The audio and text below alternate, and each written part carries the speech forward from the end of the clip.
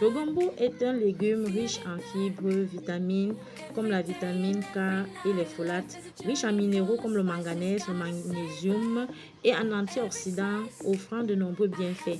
Il améliore la digestion et le contrôle du cholestérol grâce aux fibres solubles.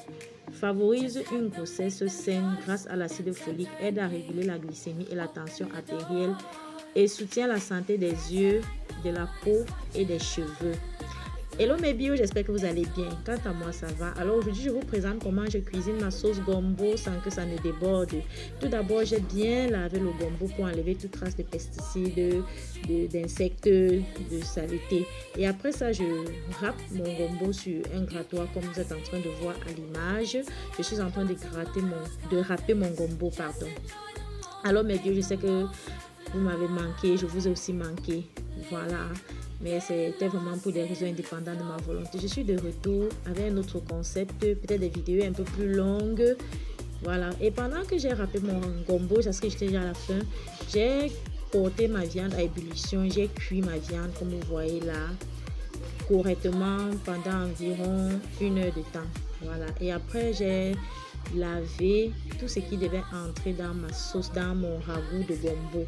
Tomates, poireaux, céleri, persil, basilic, oignon, ail, gingembre. Et après ça, sans oublier les épices comme le ginseng, le poivre blanc, un peu de clou de girofle, voilà. Lorsque j'ai fini de râper mon gombo, ma viande étant cuite, j'ai enlevé le gombo, j'ai enlevé la viande et ensuite j'ai mis le gombo dans le bouillon de viande qui restait pour cuire. Et après, j'ai mis ma poêle au feu.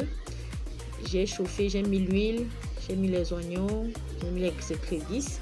J'ai frit comme vous êtes en train de voir à l'image. Ensuite, j'ai versé tous les condiments là que j'ai écrasés pour faire mon ragoût. Voilà. Je tourne bien pour me rassurer que le mélange est bien fait, que tout est bien incorporé. Voilà. Et maintenant, dans mon gombo, je vais mettre le bicarbonate de soude alimentaire pour faciliter l'astringente ou bien encore l'effet tirant là, le fait que ça tire bien, voilà, et que ça reste vert. Voilà, et je tourne bien pour me rassurer. Après ça, je verse la petite touche de poisson fumé pour aromatiser mon gombo. Je mets aussi du sel.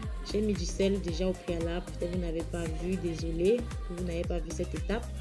Et après ça également, je ne ferme pas le couvercle. Je laisse ça mijote comme vous êtes en train de voir. Et je vérifie également mon ragoût de l'autre côté. Je mets la viande. Voilà, je mets la viande.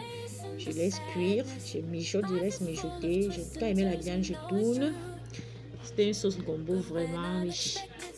Mais je n'ai pas pu avoir la faim parce que à un moment, Inéo nous est privé. Donc, lorsque mon ragoût de l'autre côté est prêt, je vais prendre ça et je vais incorporer dans le gombo. Et je me rassure également que le gombo est cuit. Voilà, comme vous voyez là, ça n'a pas sali ma cuisinière. Donc, voilà ma sauce gombo qui est en train de mijoter. Et je vous rappelle que c'était un gombo bien gluant. Voilà, comme vous voyez là. Et ça reste vert, c'est bien cuit. Voilà, regardez vous-même. J'ai tourné le couscous de maïs